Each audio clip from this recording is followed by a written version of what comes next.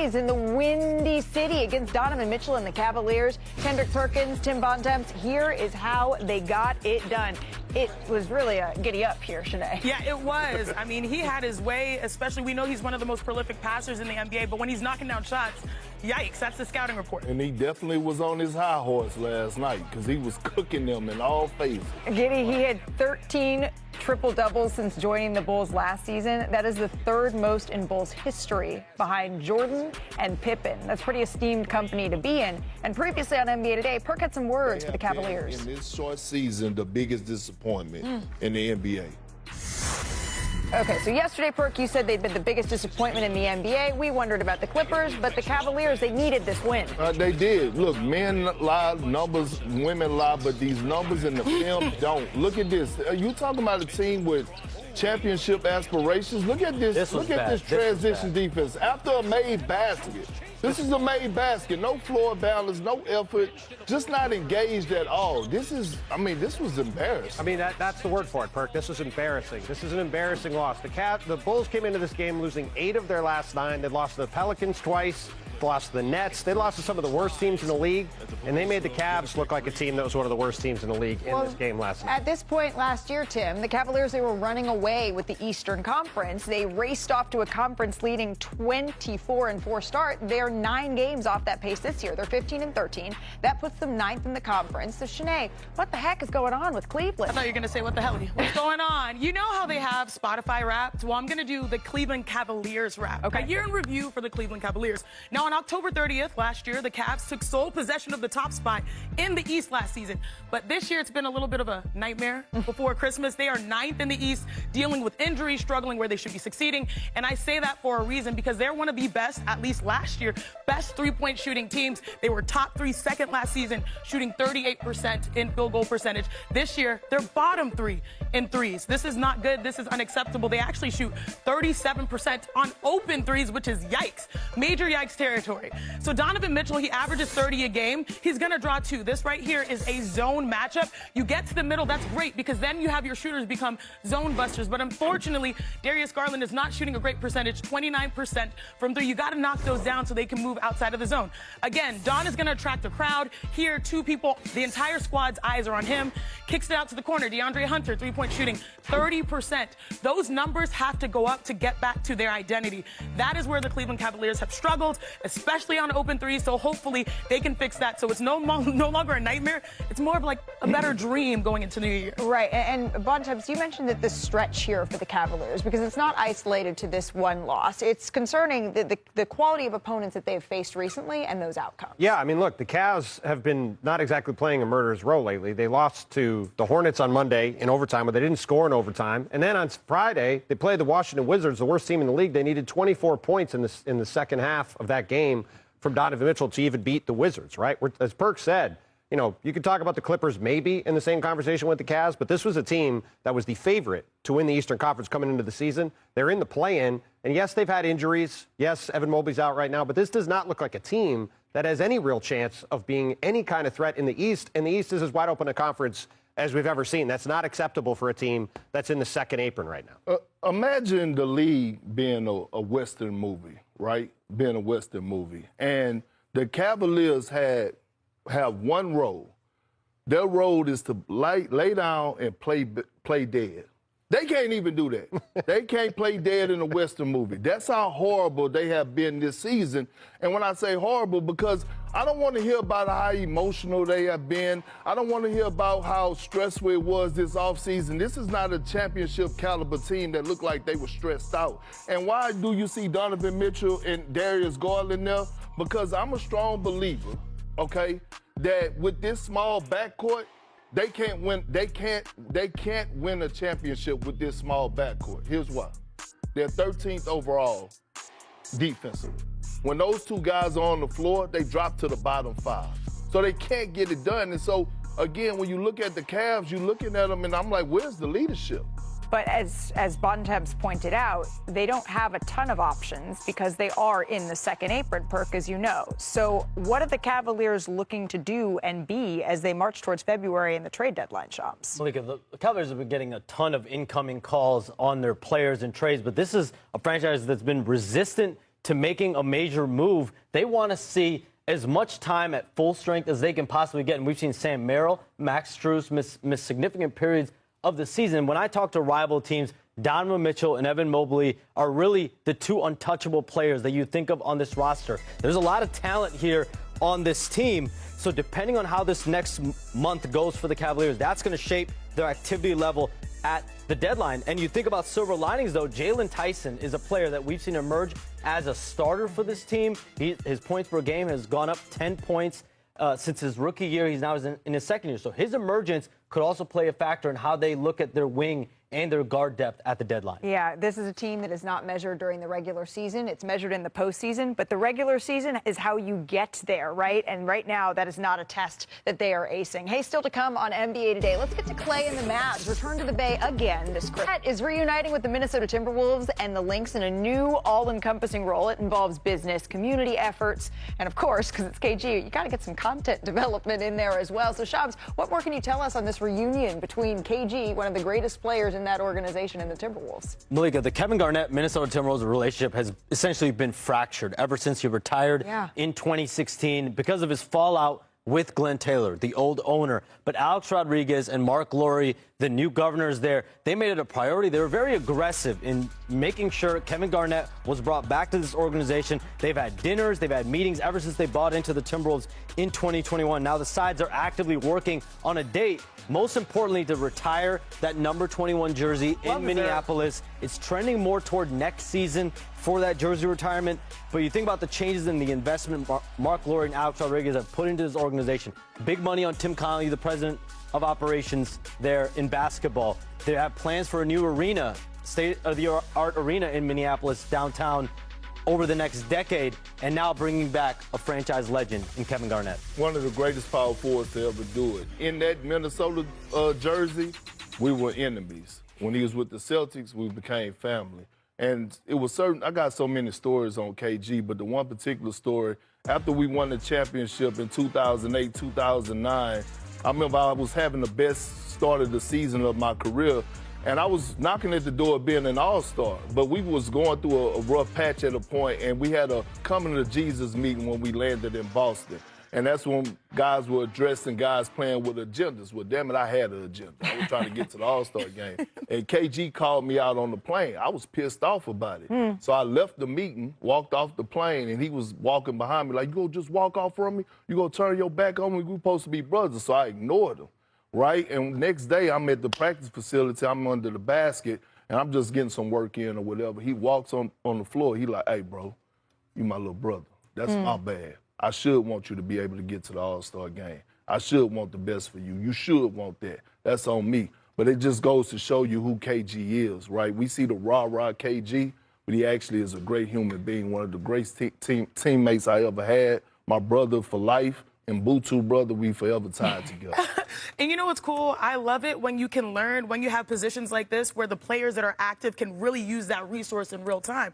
Because they're oftentimes legends of the game, but being able to, I think a lot of people say this about KG, he respects the game. He's passionate about it. He's passionate about the next generation. He's passionate about sharing his knowledge. So I'm happy he has this position now. Well, the Timberwolves, certainly this is well-deserved. They have a tough task coming up here as they face the Oklahoma City Thunder coming up tomorrow. But tonight, the Lakers, they face the Jazz. Luka Doncic has been off to a torrid start. He leads the league in scoring with a career high just under 35 points a game. And with numbers like that, could an MVP award follow? Well, our senior writer, Dave McMenamin, caught up with Luka this week. Here's their conversation.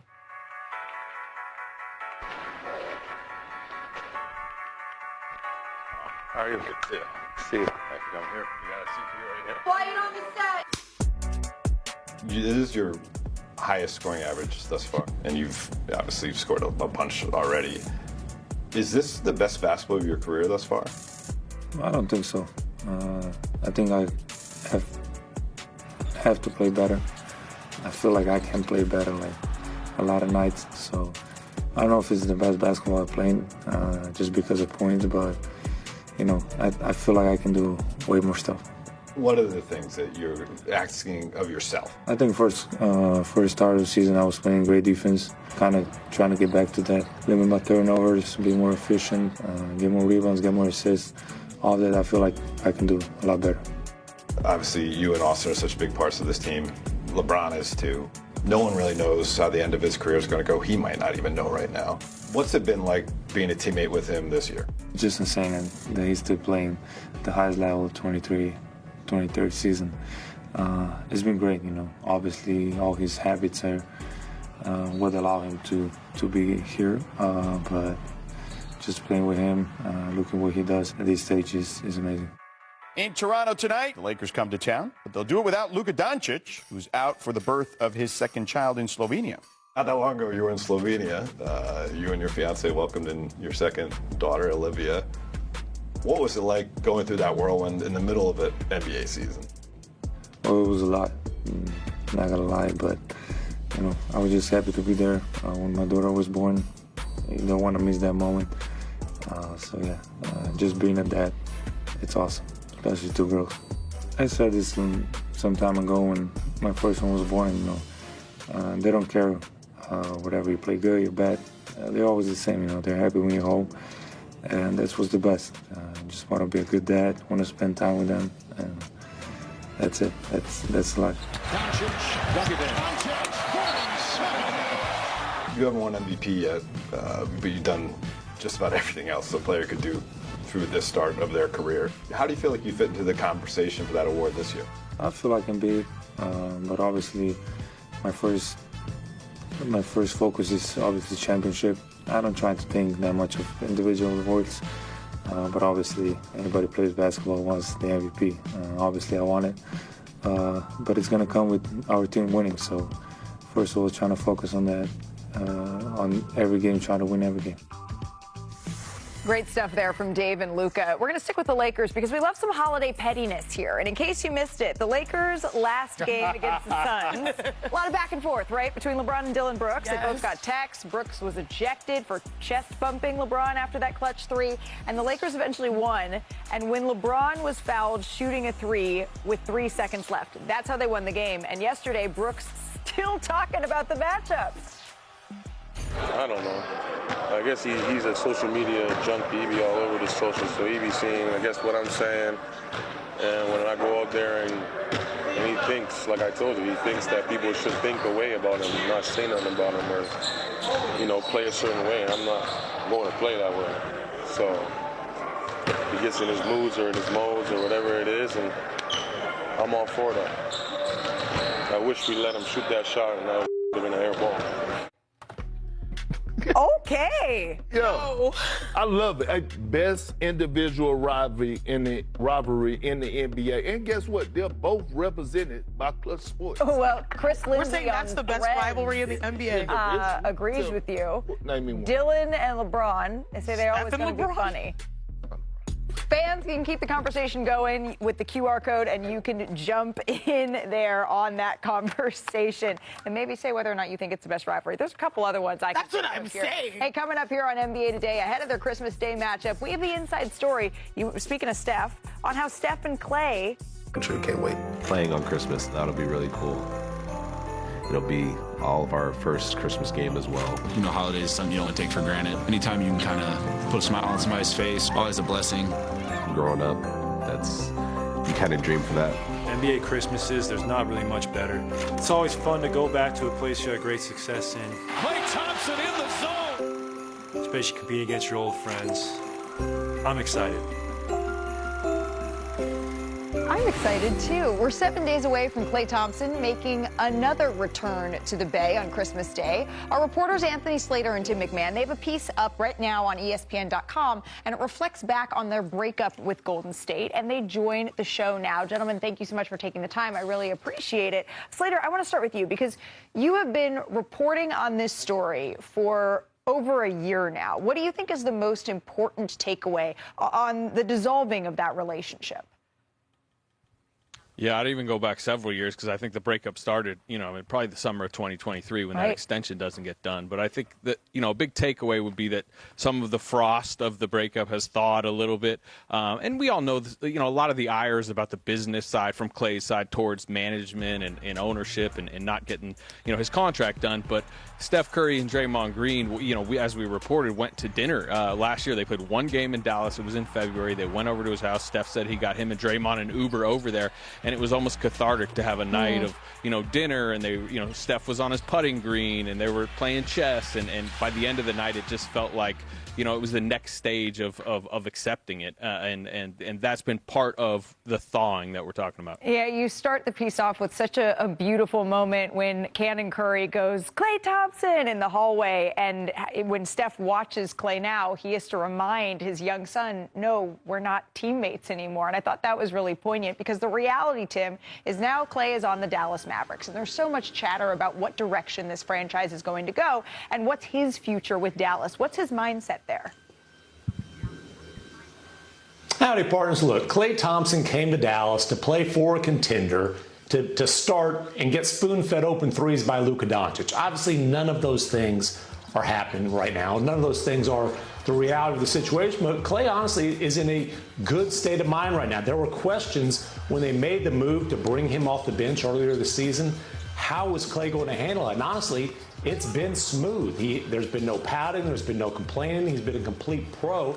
And he said he hasn't felt like he's been chasing the ghosts of the past like he was in Golden State, especially that last year. And Klay understands, hey, he's in the twilight of his career, but he's embracing the opportunity to still contribute. He compared himself to Byron Scott during Kobe Bryant's rookie year. Like, he's embracing the opportunity to help Cooper Flagg as he starts what's going to be a long journey. So he's making the best of the situation. Now, if there was a chance for Klay to move to a contender, would he welcome it? I feel pretty strongly, yes, he would. Well, could that contender maybe be the Golden State Warriors, right? They haven't looked like it for a large part of this season, Slater, but is a reunion still possible? Is that in the cards in the future?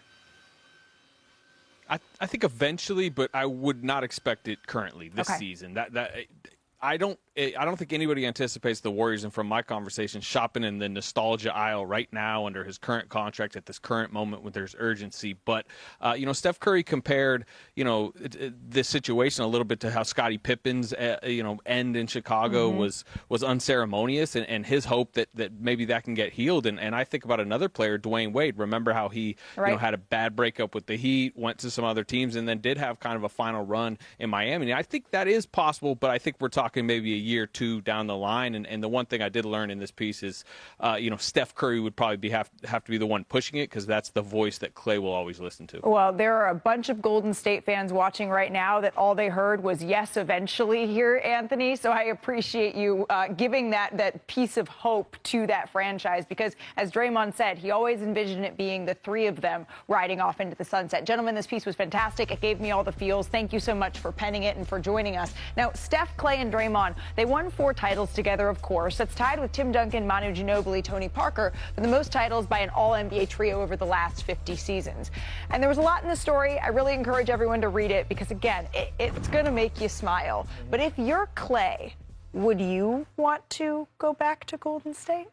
Yes, but after there's a circumstance, because one thing that has been clear through that phenomenal story is that he still wants to win, and that he came to Dallas expecting to play with Luka and to pursue a championship, which we know Dallas was, they made it to the finals, so they were close, and he wanted to be one of those pieces that sets them over the edge. So it may not obviously be Dallas, it might be elsewhere, but the final stop, I think it would be picturesque, and I know you're being all apolitical as someone who grew up in the Bay, but I do think that's what the fans want, because in this story, it talks about how they see him playing. It's like, he's supposed to be with us. Yeah. They'll see him draw off with another team. It's like, who's not? Yeah. Why aren't they having his back? Why are they having his back? And no matter what team he's on, he's so associated after winning 4 championships with the Warriors. I'm happy he still feels like he's got gas in the tank to pursue another one, but I hope at the end of the day, they bring it all back together. I just want to see Klay this year on the playoff team, right? On the playoff team. I think us watching this Klay Thompson with the Dallas Mavericks, this role has been too big for him. That's not why they brought him in. They brought him in to play alongside Luka and Kyrie before Luka was traded.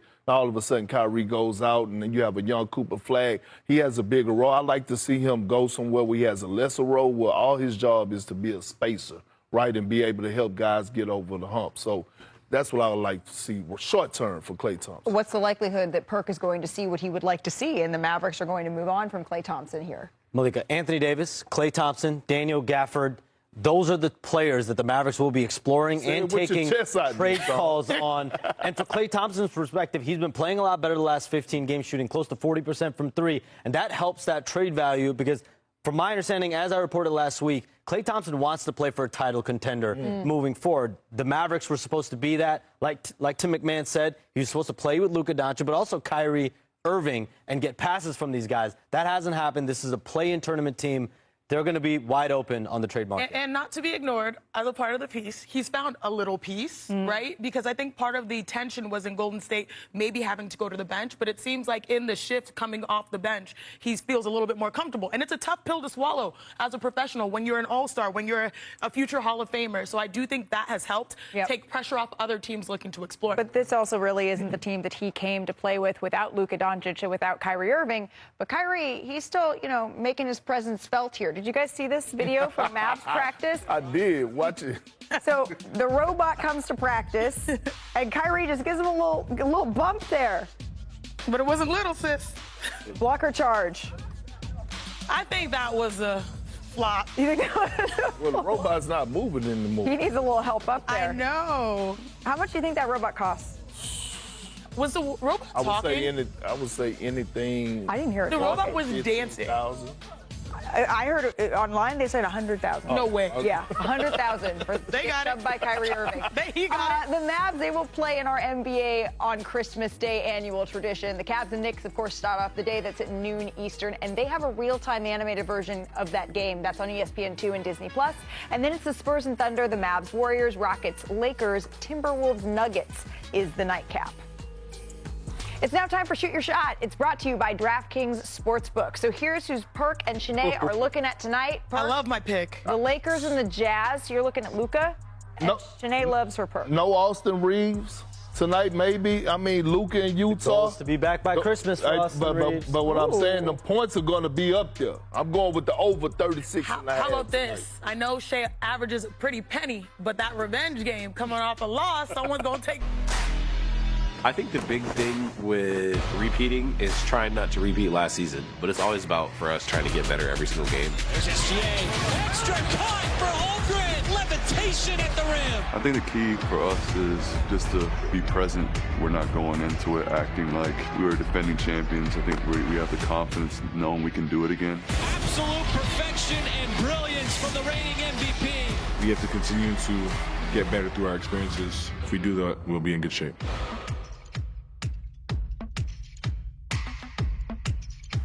Well, certainly it's been a special start to the season for OKC, led by the reigning MVP in Shea. He's gone for 25 on 50% shooting in 10 straight games. He's one shy of tying Michael Jordan for the longest streak by a guard in NBA history. And the Thunder are 24-2 behind some elite defense here. OKC, nearly 8 points per 100 possessions, better than Detroit's second-best defense in the league. And they lead the league in basically every defensive category. Now, that Thunder defense is so good in part because of Chet Holmgren and his rim protection. He holds opponents to just 50% shooting at the rim. That's the third best in the league among qualified players. And recently, I caught up with the Thunder big man. It is a complete obliteration. The champions looking better than ever. This is going to be a 24-1 start, which matches the best start in NBA history. We're on pace to eclipse the Golden State Warriors record, but I'm curious, how often does the phrase 74 wins, has that even been said in the locker room? Not very often. Yeah. We're more so just talking about improving, what we have to do to improve every single day. I feel like trying to worry about that too much right now is just a distraction. It can limit us from chasing as much improvement as we can make. Here's the matchup we all want to see. Goes quick against Holmgren and slammed it home. They said it's rivalry week, Jonesy. Oh, Wemby tried to take his soul away. This is starting to get really spicy underneath. You all play the San Antonio Spurs on Christmas Day. You play 3 times in the month of December. Do you consider yourself and Victor Wembanyama a rivalry in the league? I don't think it's ever been up to players or teams to declare rivalries, so you're asking the wrong person.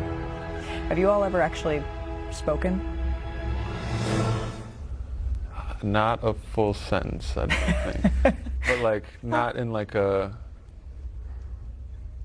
don't take that and run with it in the wrong way, media. I don't know, just never really crossed paths. I'm going to mention some of your teammates. First word that comes to mind. Ready? All right. Shay. Style. J-Dub.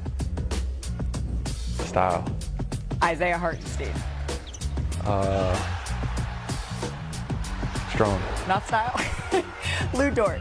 I can't say style for everybody. I got to switch it up. Strong. Strong style. Alex Caruso. No, that's my guy. Hear that, Richard Jefferson? Defense. Bald and defense. AJ Mitchell. Star. I love it. He absolutely is.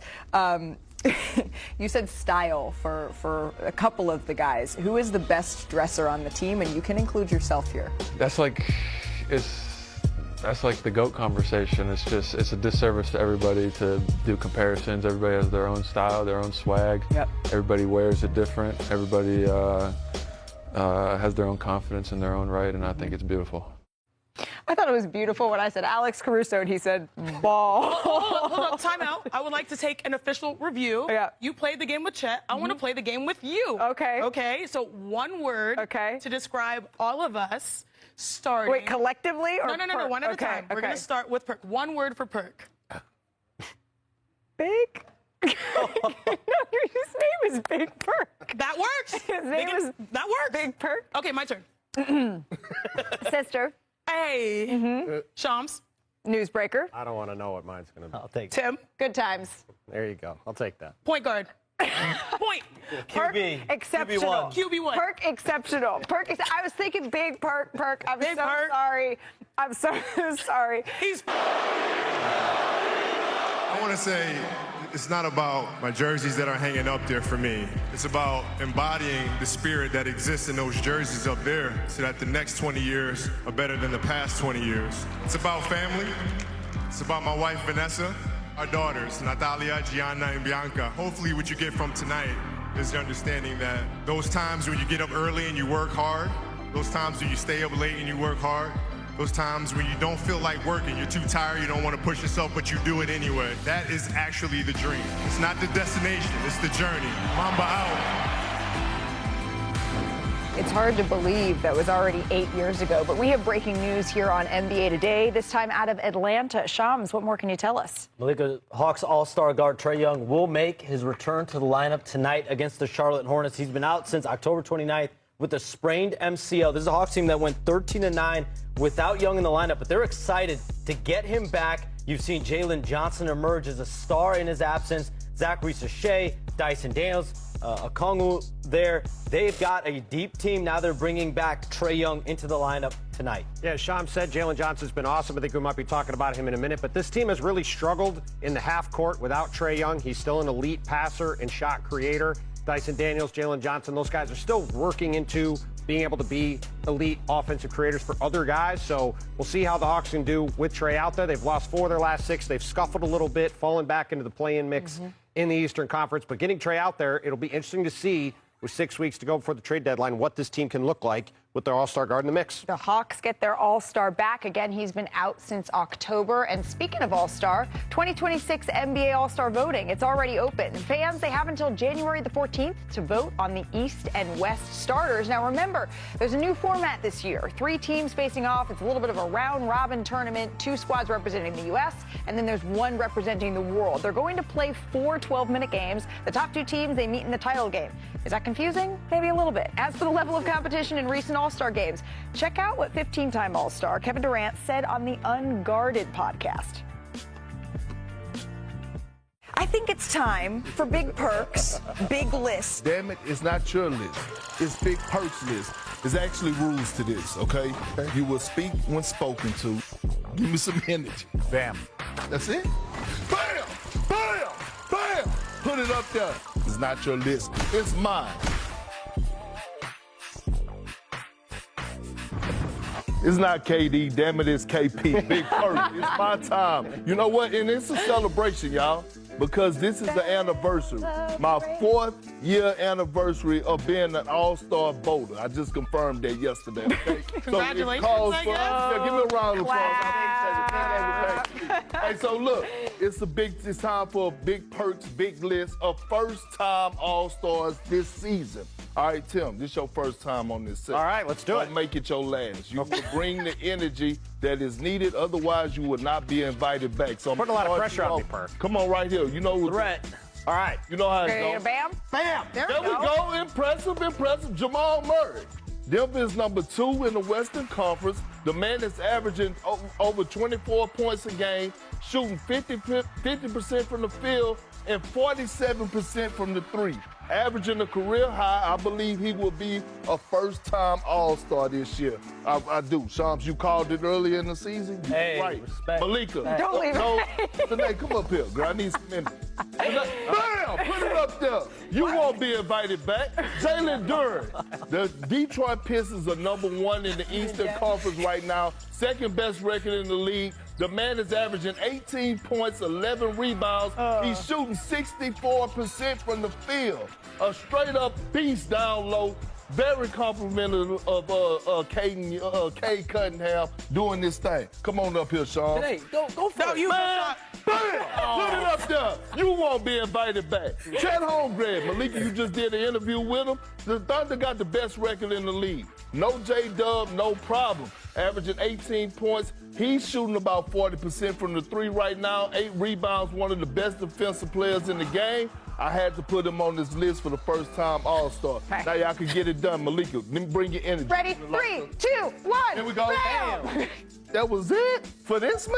Jalen Johnson, who's been balling since Trae Young's been out, right now holding it down for the Hawks. The man is averaging 22 points, over 10 rebounds, over 8 assists a game. And there's 7 in the Eastern Conference. He's been carrying this squad, and he's going to be a first-time All-Star. You know who coming in at number 1. Let's Bam! There you go. Put it up there. We beat you. Yeah, we beat you. I am him, Reeves. You know why? He's giving you 27 a night. That's 10th in the NBA in points per game. He's averaging over 6 assists. 13th in the league for his assists. And the Lakers are 3rd in the Western Conference. And guess what? In a tough Western Conference, LeBron has been out most of the year. And so here it is. Big perks, big list of first-time All-Stars this season. I think I did pretty damn well. You did well, Perk.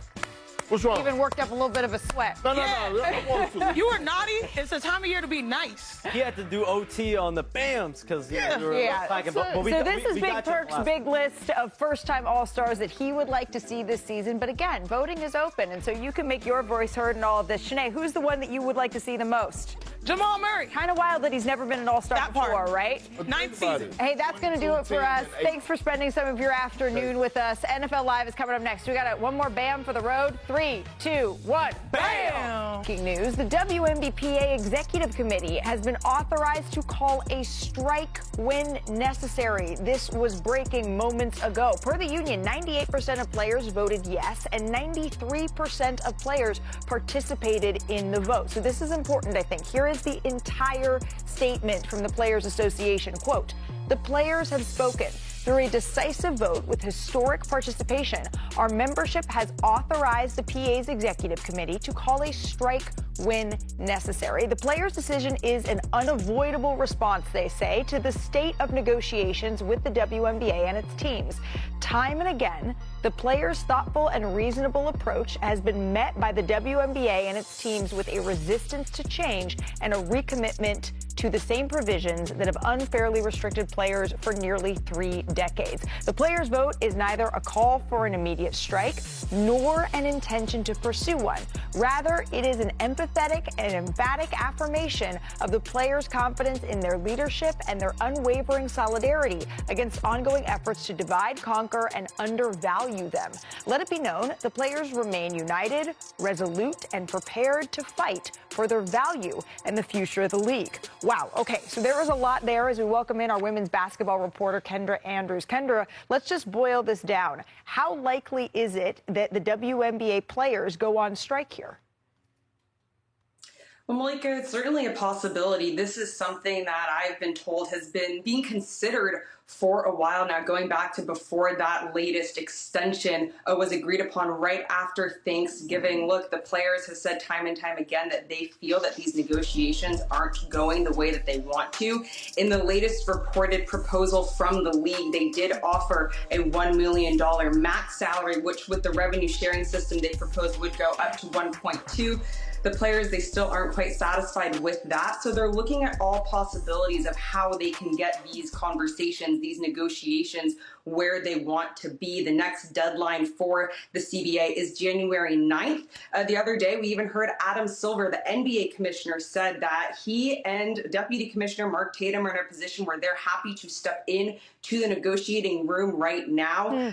So everything right now is on the table just from both sides to try and come to an agreement, maybe to avoid a strike, possibly avoid a lockout down the road. But as you just read that statement from the Players Association, it's very much on the table right now. Yeah, so 93% of players participated, 98% voted yes here is what the PA is saying. And again, what that means is they voted yes to have this option, not voted yes to enact it right now. So I want to bring in Shanae Agumake here into this conversation because, Shanae, I want to walk through the players' strategy here. Nneka, your sister, is the president of the WNBPA.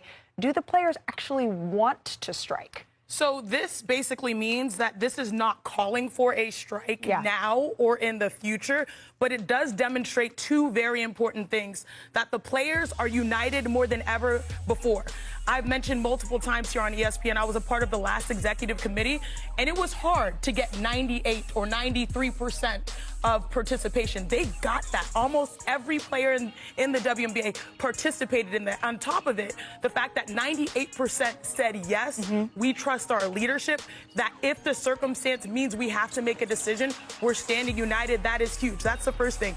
The second thing I think people should understand is the reason why you get here is the second point, that they feel like the negotiations have not gone in a way that is meaningful for them to honestly have conversations to move forward on the issues. Forward on issues like revenue share, having a fair share as the league grows, the players go, especially when it comes to salary. Facilities, all these things that they're negotiating, they feel like that they're not making the progress that is good and fair in a negotiation. So now that has allowed them to all stand united and say, hey, we understand that we're at the moment where you have to be able to push forward, and this shows that we are one in making this decision if it comes down to it. So that when necessary clause is really when and if necessary right now, because that option still remains on the table. Kendra, I'm curious, if that strike does come to fruition, because now the players have the opportunity to, if they decide that this is the best pathway forward, what could that actually look like? How long could it last, and how would it affect the next WNBA season? Well, the WNBA is different from other leagues, right, Malika, where they have quite some time before they're off or before the next season starts. Their off season is a little bit longer than the NBA, even the NFL, MLB, those other pro sports. So they have a little bit more time. But the thing that you really have to look at is, Malika, the expansion draft for the Portland Fire, the Toronto Tempo, that's still, those rules are collectively bargained. So we can't have an expansion draft until that's agreed upon. Free agency, that's supposed to begin mid-late January. That can't happen until this happens. So there is some time, but all these other parts of the WNBA calendar are going to get pushed back. So we could be looking at a very condensed ramp up to the season. I just want to say one more thing, Malika. A lot of these top players around the W are right now gathered in Miami for Media Day at Unrivaled. Unrivaled tips off January 5th. And I asked a couple players, Paige Beckers, Nafisa Collier, Skylar Diggins, what does having all these players in the same place allow for them to do in these negotiations? And their main point was just be on the same page, be able to communicate, ask questions, make sure that we are all in unity. So to Shanae's point about having that 98%, these players are all in the same place, having conversations in person with each other versus being spread out internationally in their home markets during a regular off season. And so I think that that's allowing them to really remain in lockstep during these conversations. Yeah, and that could be why, part of the reason why we're seeing this, as Shanae said, unprecedented turnout for a vote like this. Again, those let's circle back next year emails are going to have to get a little bit more pressing because January 9th is going to come quick, and that is the next deadline we are looking at here for the collective bargaining agreement. I have reached out for the WNBA for comment, and we'll certainly update you when we hear from the league side on all of this as well. Kendra, thank you so very much. Turning